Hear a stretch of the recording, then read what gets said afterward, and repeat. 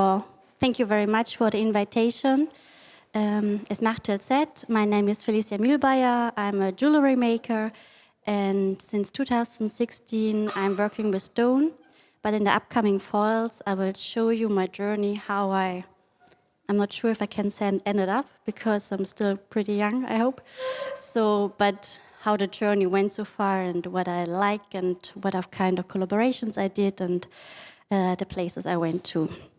So here you see some of the topics. It seems like quite a long list. I prepared and I hope we're going to make it in an hour.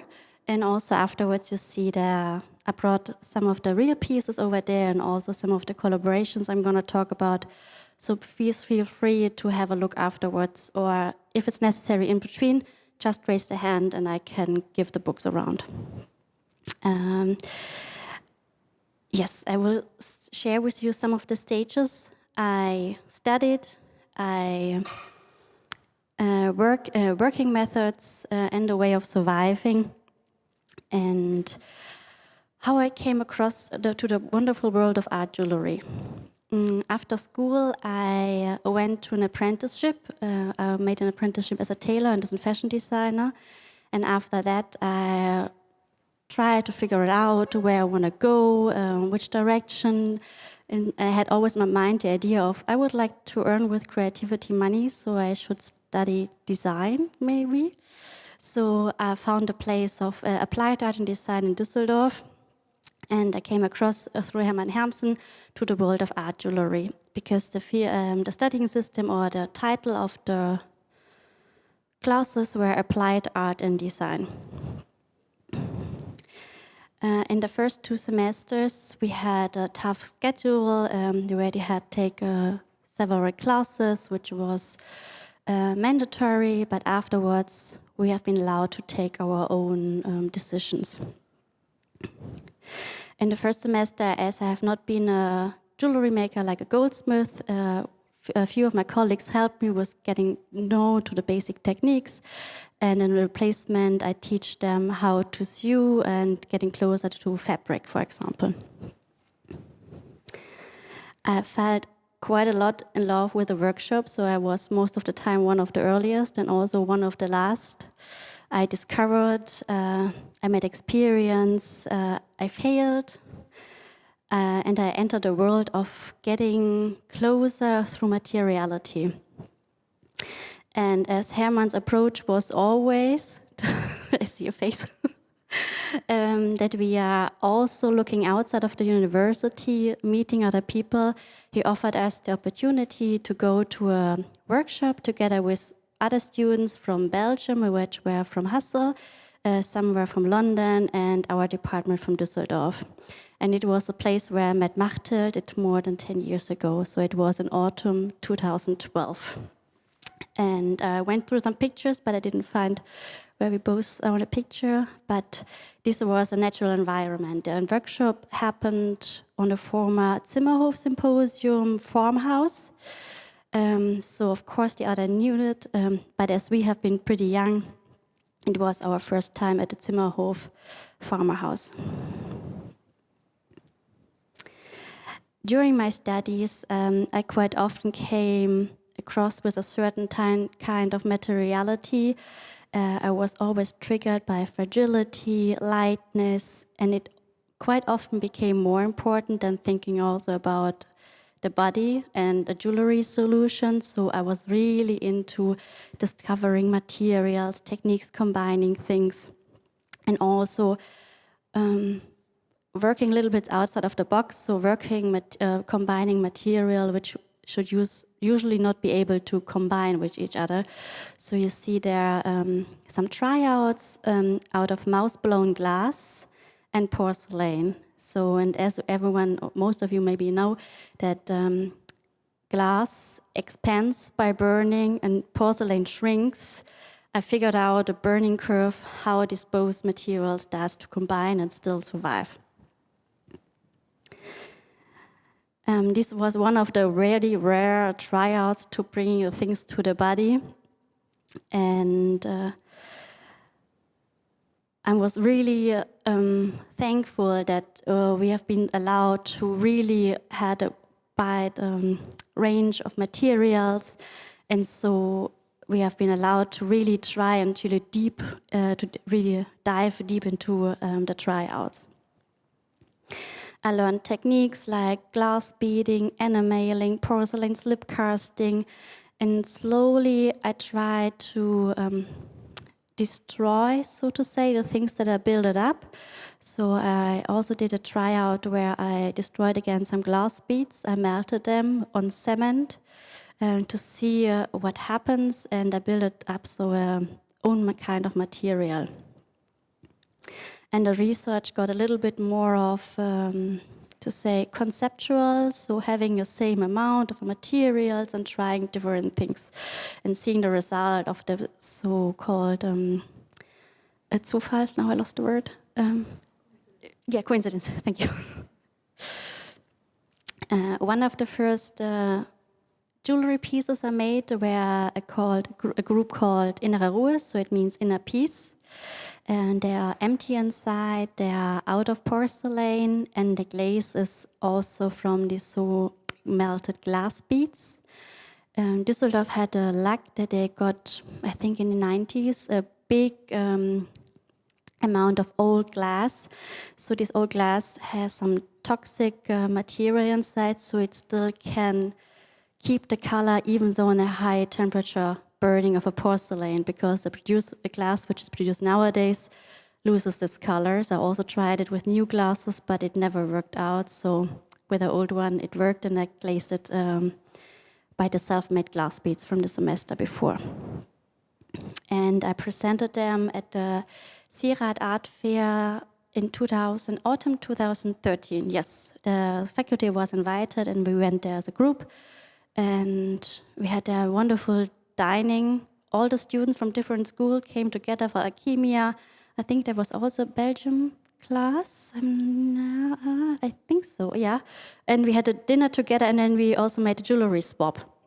So also, and funny is the person who chose my studied later on in Idar-Oberstein, where we're going to come back later on, and I took over her room. So it's really nice when you have like encounters like these. Yeah. And during the studies, I came across with the work of Estonian artist. So I asked my international office to make a contract that it's possible to go there for a semester. And I had classes with Kerto Tuberg, Daniel Venre, and Carla Castaio. And I've stayed there for a semester in spring 2014. And one of the classes was, as I said, with Carla, and the title was The Uncanny and the Intimate. And it was not the easiest way to me to dive into a process. As you have seen, I'm very much material-based. I need to feel comfortable in the workshop to be really know where to get everything. It was a long way till I really came to the topic and also being able to make jewelry. But in the end, I made a necklace, or two ones, which is like the so-called invisible necklace. It's out of pullover pillings from the wool pullover, which I collected and I knitted together with my human hair. And the clothing is made out of gold. And as I'm not a goldsmith, it was the first time for me working with gold. The second one is also out of the pillings, but from the wool socks. As my grandma has 12 grandchildren and 14 great-grandchildren. The birthday present is always a pair of wool socks, and they're one of my precious belongings. And of course, they're getting also from time to time the little pillings. So I collected them and I put them together like from a pearl necklace on a nylon thread, and the clothing, so you can wear it as a necklace or you can put it into a pullover as a brooch, is made out of silver, which resembles the knitting needles. And my class with Kerto Tuberg, of course she is specialist in casting. I get to know the technique. I made some rings out of wax and out of collected dried flowers. And some of the casting tunnels went also as part for the ring top, or yeah. And it's also my first experience when I worked with stone, where I cutted some thin tourmaline in the workshop of Estonia. Sadly, that they moved a few years ago into a new building, which I guess is wonderful, but it was very a charming old building. After this time, I went back to Düsseldorf. I had a big presentation about the exchange semester and also from the time before, and I got allowed to go to my bachelor thesis. And as I'm very much material-based, I had a look of some tryouts, material research, and things that I really liked on. And in our system, it is that you can choose your personal title for the bachelor or for the master thesis. So I decided for the topic von Poesie und Materialität, which means from poetry and materiality. And I wrote a little bit about coincidence. And I made a little bit more sculpturable, reliable work. One, for example, are those. It's the Gedankenknospen. It means burden of mind, which refers to some tryouts that I did on the third picture you saw. It's like always the same amount of mouse-blown glass and porcelain and going under the same burning process. But out of this unity, they become a diversity. And they resemble, the amount resembles to the human chromosome.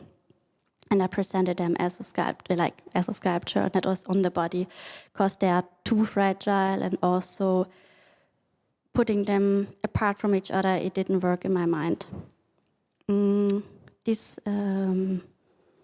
work got exhibited since the thesis, which was in spring 2015, 2 times, and I would try to, no, sorry.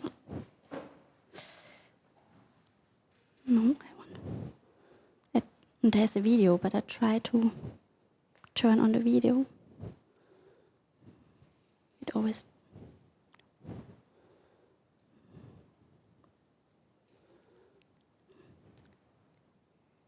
No, it doesn't. No, it starts. Okay, yes.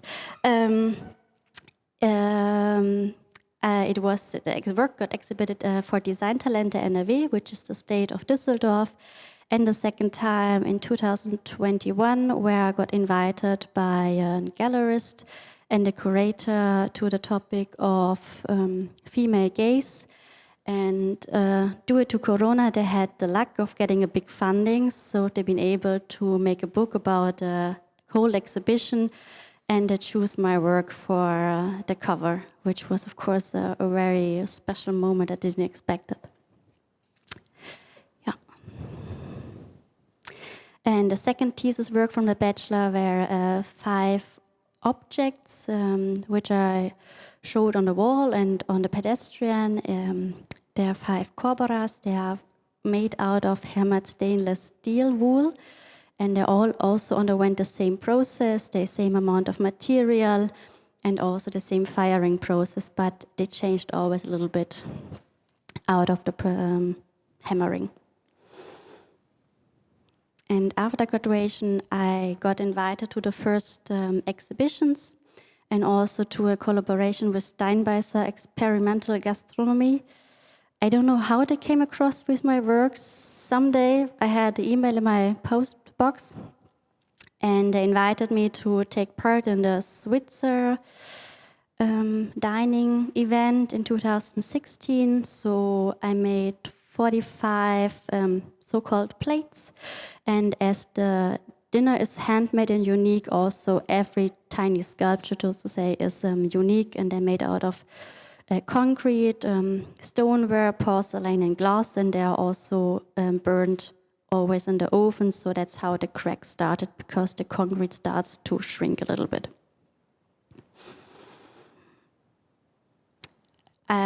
Between my bachelor and my master studies, I had 1.5 year a gap.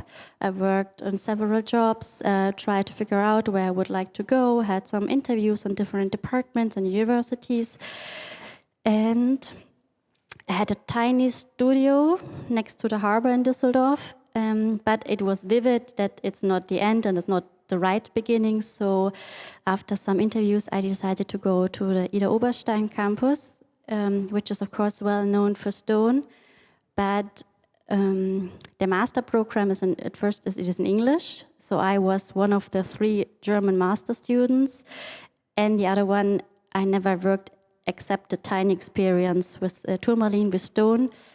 I was used to work with fire, to experiment. I was like, okay, the studying structure might be interesting and bringing me to a point which I was quite often avoiding, is I was sneaking around, bringing things to the body and so on. I decided, okay, go there. The worst case, you can leave. Yes. So I tried, I went there for my master studies, and it was also not a warm starting, but I went into the stone workshop and I picked up one material which is so-called milk opal, which has a chalky outside, and I discovered, because I was really much interested in the chalky outside, and the inside has a really pure whiteness, a little bit resembled as glass. So somehow I find similarities to material I liked before and I was working on. So I repeated and discovered, and of course many of them broke. And I called the whole process Vom Kennenlernen des Materials, which means like get to know the material. So it was a starting point. And by the end of the semester, I showed my first 3 objects out of stone, out of milk opal, which are still always around my working process in my studio, and I also carry them with me so you can have a look later on. It's really, for me, something very personal to say. And yes, but of course, I was always sneaking around. And in Idar-Oberstein, I'm not sure if any one of you have ever been there. It's a tiny, tiny, tiny, super tiny city in Germany between 2 mountains. So it's in the winter dark, it's cold, there's no possibility for parties, there's no cinema. For a longer time, they haven't even had a swimming pool. So it's like you can nothing do than studying. So the whole life happens in school. So we had a key for being able to access for 24 hours. The master students had their own area where they have like their own tables. So everything happened. The parties, the studying, the heartbreaks, everything happened in this 120 square meters. I'm not sure how big it was, but everything happened there. Yes. So of course, slowly you can't avoid topics you try to avoid. So Theo and Ute, my professors, guided me and taught me, now, of course, you're getting closer to the stone, but you also need to come closer to the jewelry solutions, to bringing the things to the body. So in my second semester, I made some tryouts. I started to bring other materials and thinking about metals and bringing metals a little bit more in an organic or in a textile way. And what was always there, that I always combine my tryouts next to each other. So really, as I said, the milk opal tryout is still somewhere in the studio visible or easily to access, because sometimes I need to bring things next to each other to see if I'm repeating myself, what I'm repeating, do it start to mean something different in another material or in another shape, or what I'm looking for. But it's also quite dangerous, as I'm still very fast getting into something new, so it's also like being on track. But then after, I think it was 1.5 years, I decided to go for exchange, as I realized I'm losing a little bit of my inner lightness because of the intense weeks. intense time between the two mountains, not getting enough light, and also missing like a little bit of personal life, going easy to a museum or something. I went to Sweden to the course from Karin Johansson, and I gave myself the task to work only for 1 semester on thinking about solutions. So I carried the last few stone pieces with me just to have them in the drawer and know, okay, it's something I can do. It's in blood, but you really need to focus. So I worked for a half semester, like for 1 semester, with a technique of galvanoplastic, because here I was able to arise in a really fast way shapes, which includes also where I always had to include the backside or something which has to something to do with the outer shape for finding a jewelry solution or something. And the technique is quite the opposite of working with stones. You're building something up while still you're removing all the time. So of course it's the opposite, but somehow also a similarity, because you need to be aware of some steps. And I made a research book, which is here, where I made the pictures of all the tryouts I made. You can have a look later on. And so I'm not gonna lose. And also, sometimes it's good when you have things like this in a drawer, because when you have like these bad days where you have the feeling the process is not going on, you are stuck or something, go to something where you know, okay, here it is. Go back to it. It helps you. And in a few weeks, in a few days, you're coming over the point. And as Düsseldorf has also a graphic design department, a really huge one. Of course, we had some basic ethnologists in this field, and I'm a little bit of, yes, I like books. So I like to make books and be in collaboration with books, so it was also one of my thing a little bit to make it, even though I'm not a graphic designer. Out of the process, of course, it ended up that I not only did the process of the backside, also slowly they came to a process of making also jewelry, and I made a collection of so-called Momentaufnahmen, which means snapshot in times, and that's all the galvanized fabric, so linen, and they're finished ones, so I made several ones, but the one which are finished got the numbers in between. And in the master course, we needed to write an artist statement, but as it is not the easiest way to write about yourself, I asked if I could write an artist statement for this kind of work. And so I wrote a statement for the brooch series, which I will share with you. Absence, disappearance, reminded by traces. Containers built out of layers, in light gray shades, formed out of canvas, measured in the size of my hand, transformed into matter. Empty containers, thin bowls, transformed into brooches. Guided by questions through my empirical work process. Questioning means guiding. Reacting with the material, telling it tales, transforming them into its absence. My hands are my tools, where the physical world meets my inner world. Thin, silence. Emptiness is necessary to breathe and to create silence. Working in material, not words. Seeing the result as a tangible trace where the haptic experience is floating away.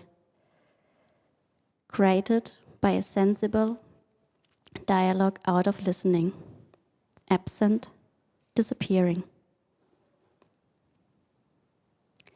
The last two brooches which you see on the page are part of the master thesis.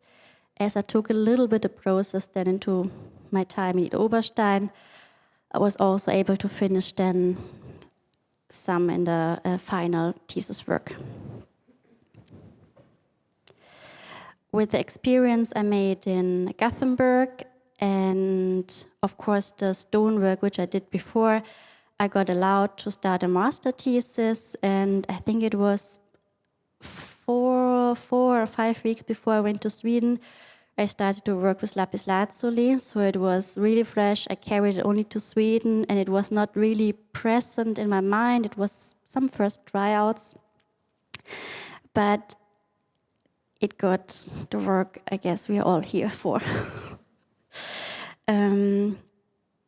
I don't know how and when I got the first piece out of lapis lazuli, but when you're in Idar, there are some stone sellers and you can buy the really expensive material, which is like hidden in treasures, or the little bit of cheaper one, which is like just in the backyard, lying in old containers. And I started to work with the kind of lapis lazuli, which is not the one where the industry is so much focused on, as it has a lot of the so-called mother stone, which you see on the spots, the white one. Also, this one is might be from Russia, because when it has the spots like this, it's from Russia, and you get the lapis lazuli from Afghanistan, Russia, and Chile. But I never worked with one from Chile so far because they're not bringing it outside of Chile. It's a little bit of sad, but I've told that it has blue like the ocean. And this is one of the first thesis work I did. It's a brooch, and as the material or working with stone is a lot of time, also being patient, I always have been aware that the jewelry solution should show then the same values. So the backside or the brooches are made out of gold, so I learned how to harden the gold enough that it's strong enough to keep as a brooch. And the English translation for the title is imprint. As I said, the process is a little bit longer, and I need to get patient with myself and also with working with the material. It's not that you can run into the workshop, start immediately. So it's always arriving at the tools, at the machineries. So before I start to work with the big pieces, so to say, I'm always with some tiny notes on the margin, something which is like, it's like this. So there's no word for this. And this is a work which you see, for example, it's the so-called lakaien, which means servants.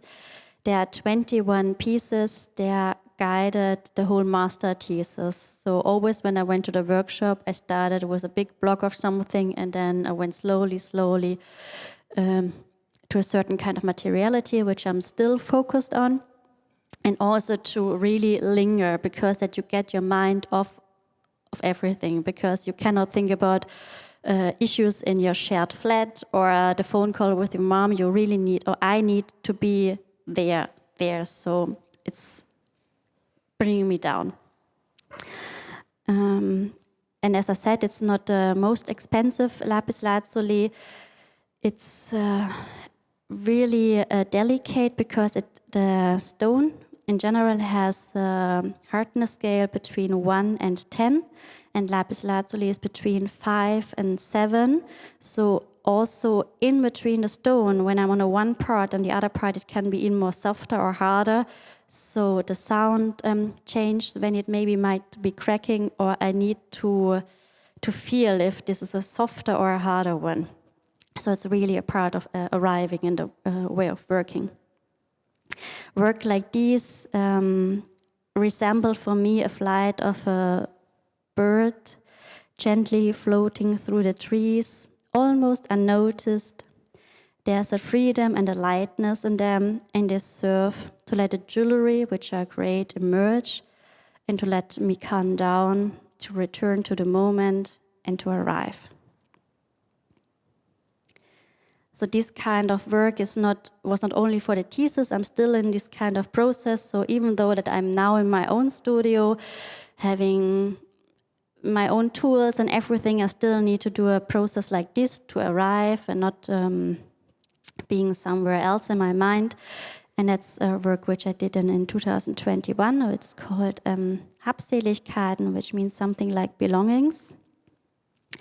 And the box I carried on already for a quite longer time. I carried fabrics, once tools, and it was always lying around in the workshop. And somehow when it went empty for the first time, slowly some stonework started to find a home inside. So one after the other, and they became a group. The same it is with the work Stämme, which means stems. They are also from 2021 and have a similar relationship to the process.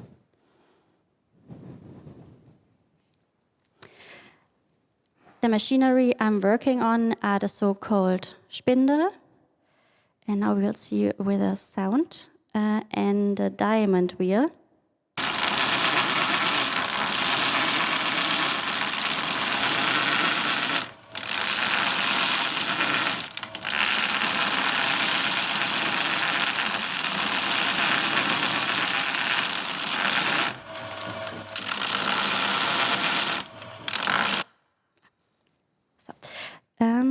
Yes, it is. At first, I need to remove in a very rough way the material, which you saw in the video is a diamond wheel.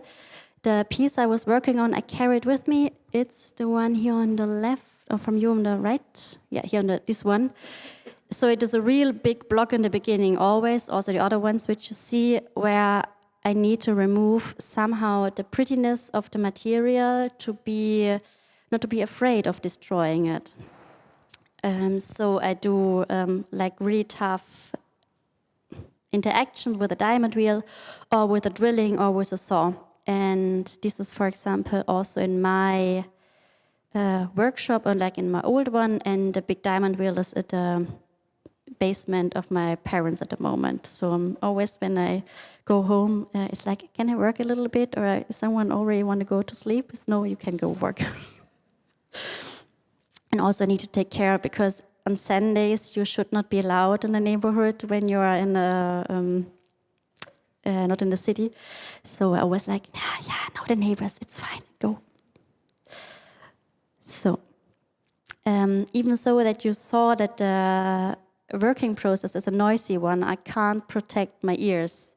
I can't protect my eyes, but I need to listen because especially when I go to the spindle, I removed the material. The material changed its sounds by its thickness.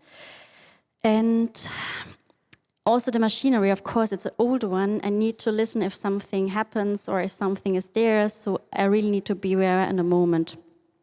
And so even though that I'm producing a very delicate product or artwork, it's really, it's tough for the body somehow. If you're the whole day in a workshop and having the sound around, I enjoy very much silence. It's silence in my work and also myself. So when people ask me, which kind of podcast do you like? It's like, well, when I'm at home, I'm happy when there's no sound around me. Yes, and after the first changes in the material, the piece is getting a so-called working title. And this title, of course, then changes during the time when I start to observe. And on my table, there are always lying almost finished pieces or finished pieces and really ones which are on the beginning. So they really interact with each other and starting to telling the story. And it's good to see sometimes when you are blind and you're just changing something on the table that you realize, oh, I didn't expect that. It's, yeah. And so it's also with the titles. It's changing. It's a little bit of a baptism sometimes. And as I'm coming from textile, it was quite often visible in my work that I'm from textile, but I was a little bit of avoiding it in the jewelry solution because, of course, you want to work with metal. You want to work with jewelry techniques. It was a way, so to say. And I think it is important for a jewelry solution to bring the time, especially when you work with stone, also in the solution. So I started to knot the solutions. The video starts, yes. So you see every piece gets, which is becoming a pendant, gets its own strength, which is quite often out of 2 different kinds of colors. Sometimes you only see a little bit of color scale, and it's made out of thread which you make the buttonholes by hand. So it's a thicker thingy than the usual one, and it's made. It's out of silk, and silk is very resistant. So the last move, yeah. So you really see all the steps of the piece. And the piece I showed there is the so-called Rumpf. And it was part of an exhibition where I got invited from Niklas Hint and Birgitta Knaut. They made a concept for a duo exhibition where always an old established artist were exhibiting together with a young artist. And we all got the same wooden box, and we had to fill this wooden box, and they were exhibited for once in a window of Birgitta Knaut's exhibition space in Bonn. And then in the end of October 2022, they decided to show all of the work, because the cycle was going for 2 years, all of the work in one big exhibition, and most of our work got sold to a fine arts collection, which I think is very interesting when jewelry finally finds its way to fine arts and when they collect it, because it's a special collection which is by private person, but they buy it to give it to a museum. From time they always collect some things and then give it to a certain kind of museum. And as I said, the process is sometimes a little bit faster, sometimes a little bit longer. It's also sometimes that it's lying there and you think, oh, maybe it's an object, or maybe it's a sculpture, or maybe you need to go on. And when you come up with these ideas, oh, maybe you need, then I realize, okay, it's not finished. Because otherwise it would be very vivid, it's there and it belongs to there. And the example is this brooch, which I started in 2019. It was also a piece which I think I worked on it during my bachelor thesis, but I was not finishing it because it was somehow not coming on. And I finished it for Rosemarie Jäger last year for the Schmuck, which was the first Schmuck after Corona for 2 years. And I was really happy that a piece found its way and that I was coming back. And that is, yes, even though that I'm love to get rid of things, sometimes it's necessary, I think, especially in the artistic process, to keep everything, but get rid of anything else, but not of your artist process. It's a very much treasure. And yes, since the beginning of studying, I was very much of working with sketchbooks. So I always carry a sketchbook with me where I make notes, especially for the semester projects. I wrote the feedback, and also as I'm traveling a lot with the trains or something, it's good to make notes and ideas, reflect, and to come closer. Or you see when you go through an old sketchbook that you're repeating something or thinking something differently, or collecting flowers or something else. It's for me, it's somehow a little bit like a diary, but also a very important part in the artistic process. And yeah, you see, you will see closer. Also, in my master thesis, I was taking this process over. So, as drawing somehow is guiding me, I did always in the morning some ink drops with a feather on the paper in one line, and also in the evening. So it was always the starting point for the day in the workshop.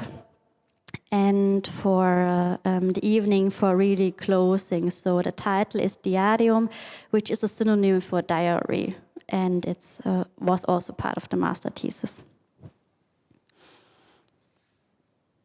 And then from 2020 or 2019 on, I was working on with a collaboration or with some friends, as we realized that especially during studying, you are discussing many of your drawings or your notes on the margin, so things that happen while making art jewelry, but afterwards these things are not getting showed in the galleries or exhibitions or whatever, so they are ending up in the drawers.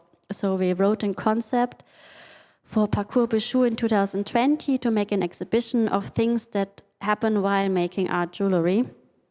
And we got invited, but as the pandemic started, we have not been able to show the work during Parcours Bijou, but we got a lot of funding, so we've been able to make a book and a tiny postcard edition. And we realized, okay, if we want to make a book, but no one of us made ever a book, so we stepped out of our comfort zone, asked a graphic designer if she would like to join, if she would make the book. Of course, we couldn't pay her as much as we should have, but it was possible. And we asked a friend, a photographer, to make pictures of us working in the studio. So going in the collaboration, not only in your kind of field, it's very important because you can bring a project further. And this book is still guiding us through all the exhibitions or lectures or whatever arises. As we had a little bit too much money, yes, because everyone needed to get rid of it, we made 1,500 books. It's way too much. Never make so many books. Not for you. So the book arrived, as you see, in a thingy like this, and we had to pack them in several kind of boxes, and we still have some in our basement, but you never know for what it is good. And we made this wonderful experience. And after Corona, we had a chance to, or not after, we still have, but in 2021, we had done the chance to show the exhibition in Tallinn at the A Gallery, where we got invited to make a window exhibition. And as none one of us ever made a window exhibition, we asked an exhibition designer if she would like to guide us, to help us a little bit about ideas and how to make, fix things and material. The exhibition was there for 2 months. And in the end, we had a lecture of the Applied Art Triennale, and then finally the book presentation, as everything was a little bit going down, not down, like it was not so vivid as we had the pandemic. In the end of 2021, then we got invited to show the exhibition at the Deutsche Goldschmiederhaus in Hanau, which is also a well-known exhibition place in Germany. And in 2022, we got invited to show a part of the things to in the exhibition of Lithuania at the Kunstgewerbemuseum in Berlin, where we filled up the vitrine of 2.5 meters. And since then, we didn't continue very much, as one of the colleagues lives now in France, the other one just graduated, so we need to come back a little closer to finding a way and not just seeing this as an end, because I think this was a very important starting point also for us, not putting the things in a drawer, so really being encouraged to show the things that happen while making. And also out of this experience of making collaborations, I realized, okay, it is very nice to work in a workshop by your own. It is very important. But it's also, when you have a big project, not always the best to do everything by your own, because you're only one person and you also need to sleep sometimes, and that's more than 4 hours. So I asked for a project, as I got invited to show my work in Poland during the Silver Festival. I got invited to make a solo exhibition and a catalog, so I asked also for collaboration with a friend and a graphic designer. So they helped me with organizing everything and also keeping an eye on all the different steps. And I asked women that guided my artistic process to write text about maybe our way how we came together or of the way of view of the point of view of my work. So there were, for example, my professor from Idar-Oberstein, Uta Eitzenhöfer, one of my professors in Düsseldorf, Elisabeth Holder, Rosemarie Jäger, who was or is my first gallery in Germany, and we had a really magic encounter, and Doreen Timmers, who is my gallerist in the Netherlands, and Aino Nebel, who is an artist in ceramic sculpture, and I know her work for a really, really long time, and she know my work, but we met finally last year the first time, even though that we have been in contact via emails or something because we found each other on the internet, but somehow, even though that we never talked in real life, I asked her sometimes about feedback of galleries or how to do some things. So because we had the feeling that we are in a common flow, and she turned last year 50, so it's a little bit of having all the adult guardians in our field of art. Yeah, and as it is not easy after graduation, of course, we all have our side jobs. My side job told me that it's not possible to reduce my working hours, and why I still want to be an artist as I have a very safe job.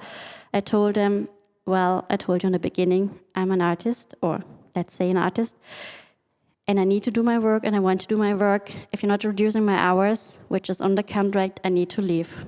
So I left my job, and I finished in 3 months everything for the exhibition, also with the catalog. And afterwards, after the opening, I was looking for a new side job, and I told my parents afterwards that I hadn't had a job for 3 months, because otherwise they would have.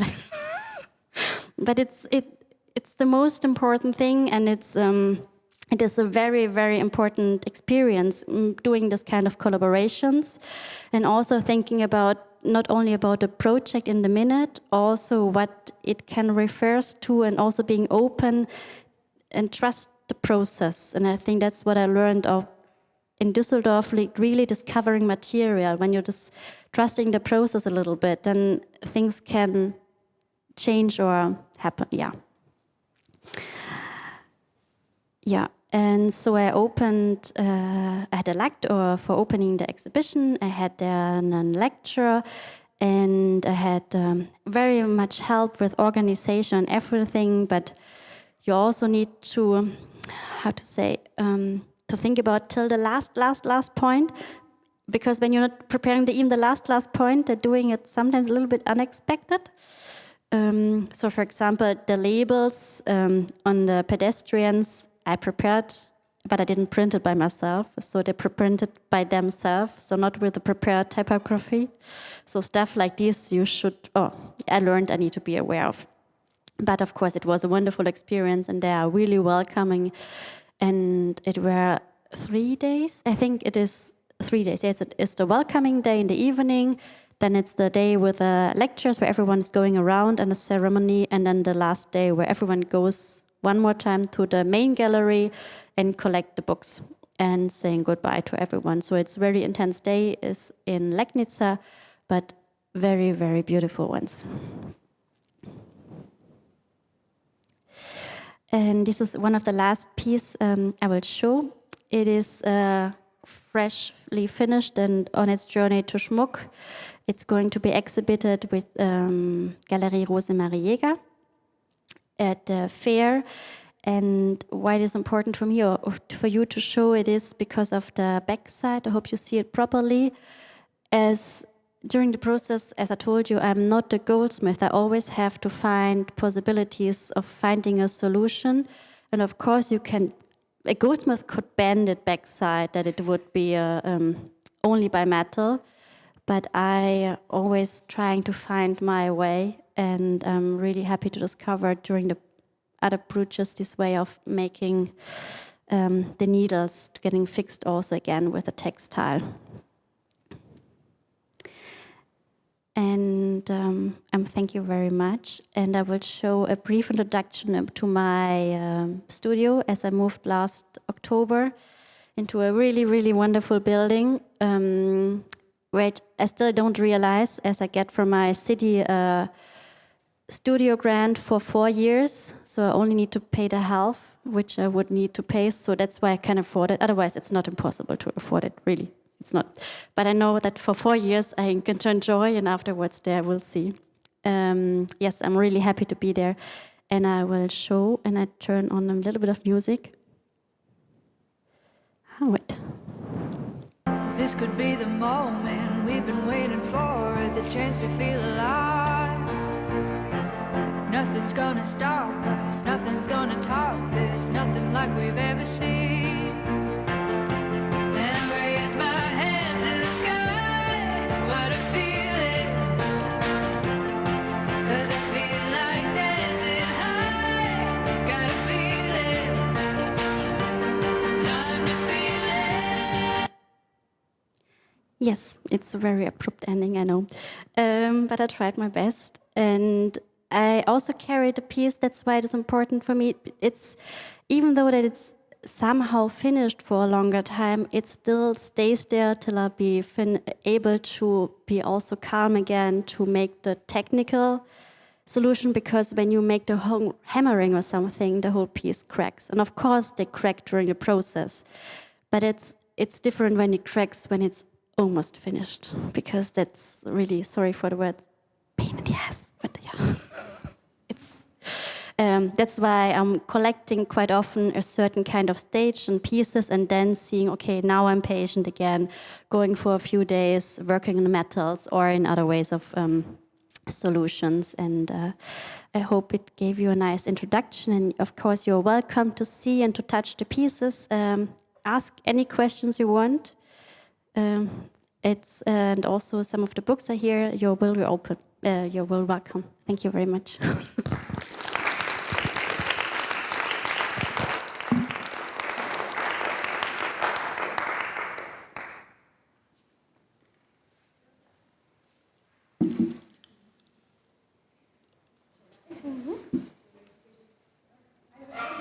I've seen your work and the spread, the buttonhole thread at the work. I mean, It's the one piece also from the range in Lando.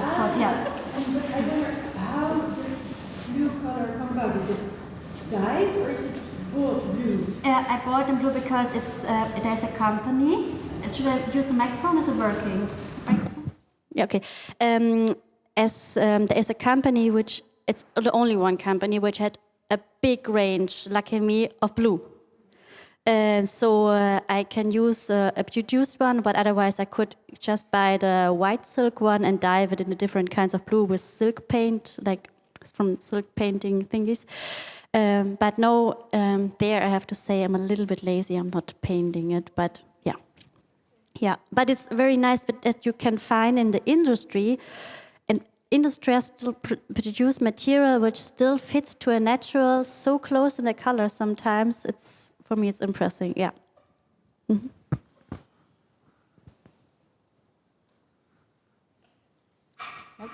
Yeah. The little bag with silk, it only has silk in the knitting, like hanging things, or you also like manage a way to combine stone with silk? You mean, wait.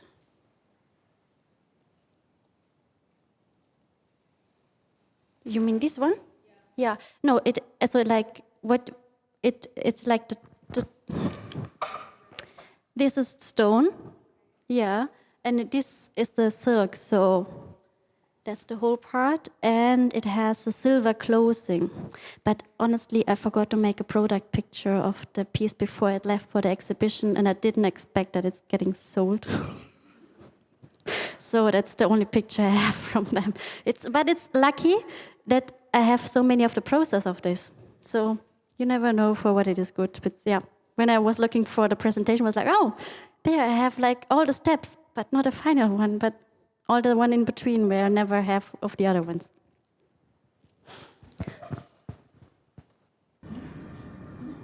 I have a question. Because in the beginning you told us that you always kind of avoided the body. And then in the end, now we see more jewelry.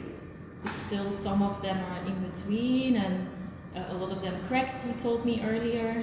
So there is, I was wondering how you are looking now at the relationship between your pieces and the body. Talking only about the materiality, of course I'm still driven by a very delicate materiality, and I experience that there is a certain kind of materiality in stone where you can still wear it and where honestly it's impossible to wear. And I think you see it directly on the white box here, the brooch fuses, which is in the middle, is so thin, like almost 2 papers. But in that time, I still thought, of course you can wear it. But the people outside of the jewelry world, making world, are not so sensitive with their hands or in everything as we are. So I experience, okay, it's not that possible to wear, so it's more in the mind. But in other ones, it is possible to wear, and I have to observe it in the process, where to stop and where to go through, and also being more secure about the solutions. I think that was a really big topic for me, like bringing it to the body and also bring it my way to the body. So pendants quite often really here and not here. So of course they are more safe and getting to steps like this, but still I'm in between, thinking about jewelry, thinking about the body and crossing the borders, but also, I will show. Here, I can give a round and I'm not scared. I know that you are all scared, but I'm not scared at all. So also losing a little bit of the fear and trusting. So also coming closer maybe to the field and learning to know the people. So I think it's many steps, yeah. Mm-hmm. Your work, you sort of tested how small you can go and how thin you can go, and yet they look very monumental in a way. If you see a picture, they could be a picture of a really big piece. Is that something you're interested in exploring as well?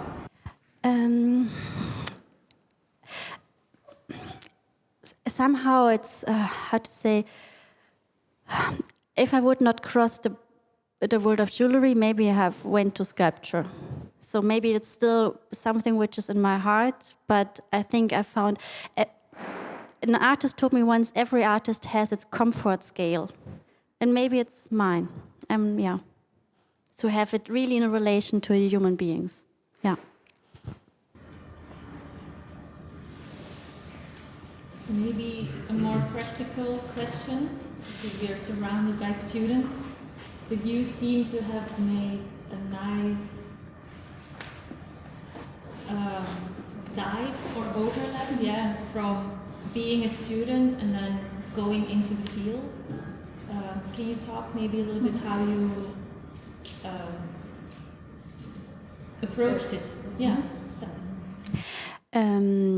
So, of course, every school is doing it differently, but in Idar-Oberstein, we always got the opportunity to go after graduation in a graduation group to some fairs and exhibit together or give some lectures. But, of course, it's not the school. The school is giving you the opportunity of renting the cars, but everything else you have to do. You have to build a stand booth, you have to write the concept, you have to make the shifts.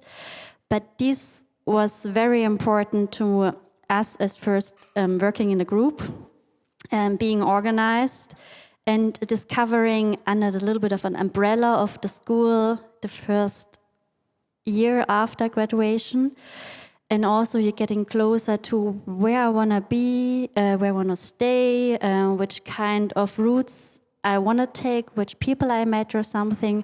So this was a very important step. The group was called Reject or React, and I think we have been 6. It was 1 bachelor students, and the rest of us were master students. And the bachelor student was German, and I was German, and the rest was Spain, Brazil, China, me, and Gina from, we have been 5? Yeah. But of course, like going in a group together, trying something, because the worst thing what can happen is failing, and then you're not talking to each other anymore. And still, one day you were going to talk to each other again or something. But trying, I think trying. And also for me, it was important, as you saw, that I'm coming from a way of very empirical work. For me, it was vivid. I don't want to stay in Idar-Oberstein, so I need to get my tools.